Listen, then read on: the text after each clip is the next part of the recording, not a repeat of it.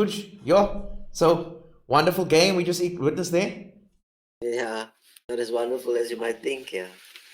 Look, from the start of the game, I thought, well, United versus Southampton playing away from home. I didn't necessarily think we were going to dominate or anything, but I know that Southampton are more of an attacking side. So I thought we would have gaps, and for a good 20-minute period in the first half, it looked like we would. Yeah, look at it. I agree with that because I mean, the thing that I can't excuse is the things like the wayward passing and the inaccuracy of a lot of our crosses and stuff like that. You know, I mean, James put a lot of crosses in from the left. A lot of opportunity was created, but there was just no one there to finish it. You know, no one positional take advantage of that. No, But that's from I do think it was a decent enough game though, coming from perspective of United, because I mean we don't have the best team anymore, so we have to lower expectations and know that these are going to be those games that we have to tough it out.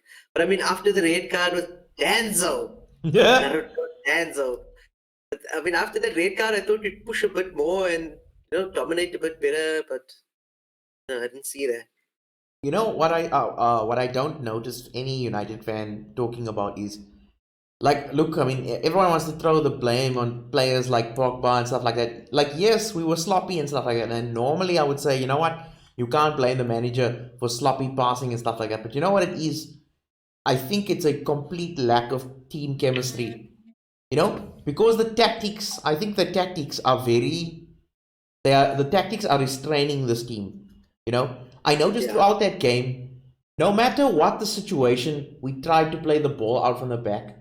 Now I don't know if this is Solskjaer attempting to like copy the Klopp manifesto, you know, by I think saying, it. right, we're gonna play out from the back. I remember that first couple of seasons that Klopp was here.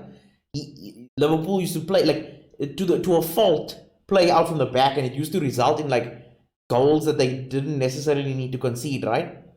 So we're playing like that, and then our players are pushed so far wide that like it's easy for even a team that only has 10 men to push two players out to go and press that person, you know. Yeah. And Yeah. then we every chance we have down the middle, every single player there, McTominay, Matic, Lingard, all those guys, they scared or they don't believe in themselves, or they don't think it's the right idea to pass the ball straight down the middle because they know none of our players get into the box. Or pass the ball even at all because Lingard, he had one opportunity where he had a option on the left and the right, and he took neither. He decided to go for Yes, goal. I And then remember 2 minutes he had later, did exactly the Mason same Greenwood thing. down that way. Yeah, but I Look, mean, look again. Like I totally understand when you where you're coming from when you say that you feel like the decision making of the players is like bad, and I agree. Like there's definitely a thing about the decision making. You can see like as soon as we get into that last third, the players really don't know what to do, so they always take the Van Gaal approach, which they go up, can't go this way, turn back and pass it backwards. yeah, No one yeah, does a forward thinking pass because it's almost like they don't want to mess up. But I'm telling you, I just feel this is Solskjaer's weakness here. I don't think this is the players this time. yeah. Look, I don't think he's gonna be there for much longer. I mean, here's the interesting stat. This is his last 16 games. The results of his last 16 games, Okay. right? It's lost, lost, won, lost, lost, won, lost, lost, lost, draw, draw, lost, won, draw, lost, draw. There's only like 3 wins in the last 16 games. Like it. Yeah, like the stats don't lie. Yeah. Unfortunately, as much as I love him, he's one of my favorite players ever. Just doesn't have the tools to do what I think he wants to do. So you're of the opinion that he doesn't have the tools as opposed to him Yeah. being maybe not necessarily good enough yet. No, I think he could have done much better. I think any manager can do better when you give him the flexibility of more cash and getting the players they want. I don't think that's the way United do it at the moment. Look, I Yeah. do agree though that what they don't want to do is buy the peak players at the moment because they're overvalued when it comes to United buying them, and they don't want to buy the over peak players because I mean they're ending their careers, so they're getting these younger players, and they probably want to mold the team. But I don't think Solskjaer is going to be there long enough to be able to stamp his imprint on that team to be like a United '92 team, you know? Yeah. No, look, I think it's a completely unrealistic to ever even think about like that. Yeah, But yeah. okay, look, let's move on to what were like the positives because you did mention earlier that you thought that was a better game. that we Yeah, played. look, the positives for me were the fact that James did very well. That he took that goal exceptionally well. I mean, yeah, I got up off my seat for after a long time for United with that one. Yeah. Yeah, he was good. Like he played well, but clearly he needs to play down the left. Playing down the right is not for him. Yeah. You know. One, And what was refreshing about him for me was, yes, the goal was good and everything, but and also people say, oh, he's pace. But to me, the thing that caught my eye really was he's getting down the wing and crossing the ball and actually making competent passes. I was actually getting annoyed at some point because by the time the fourth great cross came in, not a single United player gambled or moved themselves into the box to take advantage of those crosses. And as soon yeah. as the crosses were from anybody else, from Ashley Young or from Lingard or from Wan-Bissaka, who's awful at crossing the ball. But I mean, to me, the positive moment was seeing Daniel James. 3 goals. Wait, now it's 3 goals in 4 games now, right? Yeah. So can we consider him fantasy relevant now? Perhaps at 6 million, I don't see why not.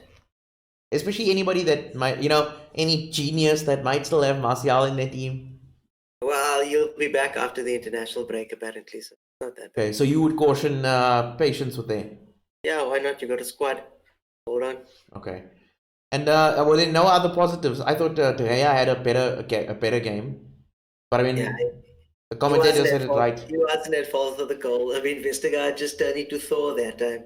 Yeah, Look, baby Thor. he's a bigger, taller player, and he outjumped Lindelof, and his timing was better than Lindelof's one. So I mean, there's going to be a goal in the Yeah. less. So But yeah, other than that, I thought the defender wasn't too bad. Ashley Young was his standard usual. yeah. Nothing And, wonderful. and did you see anything in Southampton that could think you might have a fantasy asset there? I just like that. What is that? What they got sent off?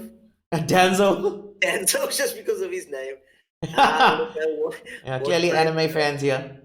No, Nothing, Naruto. nothing fantasy relevant from them. I Yeah, mean, I it's love just that joke you made about Danzo having all these Sharingan on his arm, and he yeah, wasted all of them on the crosses, so he couldn't see the red card coming. exactly, bruh. And I didn't even know it was the same name until Roy reminded me, and then I Yeah, was like, oh yeah, that's actually quite funny. I would love to hear how Roy pronounces the names of Westergaard. You know, it'll be Westeros by the time he's done. He dodged that by calling him Thor. That's why I made the joke. Oh, we call him Thor. I love the way Roy takes shortcuts with people's names. Yeah. But anyway. But look, we need to get used to this mediocrity that United's going through. I suppose it's a building phase. I mean, we got rid of a lot of Owens recently. Pauling's gone now.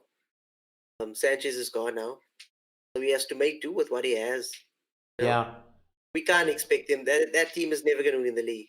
That squad, never. Yeah, no, okay, no, for sure.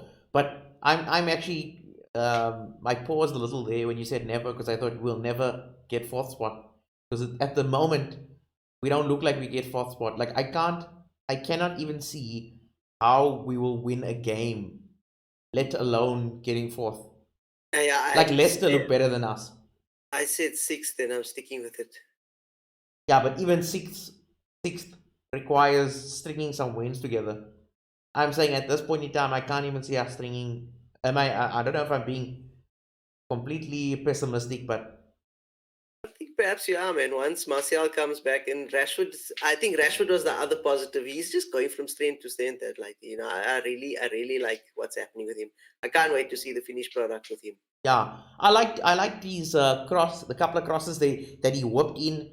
But again, it's almost like you might be right. I think I'm getting definitely overly pessimistic. I must say, like we did a lot better around, like the fact that we actually played a good bit quicker and getting the ball into the box. So No, maybe for the sure. next step will be now actually having players in the box because again, that's got to do with chemistry, right? If you believe that your teammates are going to be in the right spot, like in training, I pick up the ball here, I pass it there. I know without looking that Lingard's going to be in that corner or that Rashford will be there. So I'm No just going to put time. the ball in anyway. Yes, I agree. There's no time to look. You have to make sure that you put it in a place where you make sure that you think they are. Yeah, and I just wish we can be a little bit more dynamic. Like too often you'll see we'll have like 2 or 3 players in the box, one on the outside now has to make the decision, right?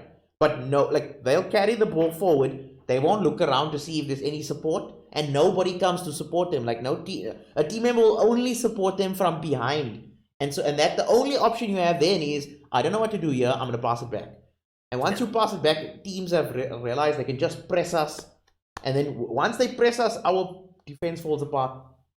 Poor Pogba was overrun in the midfield today.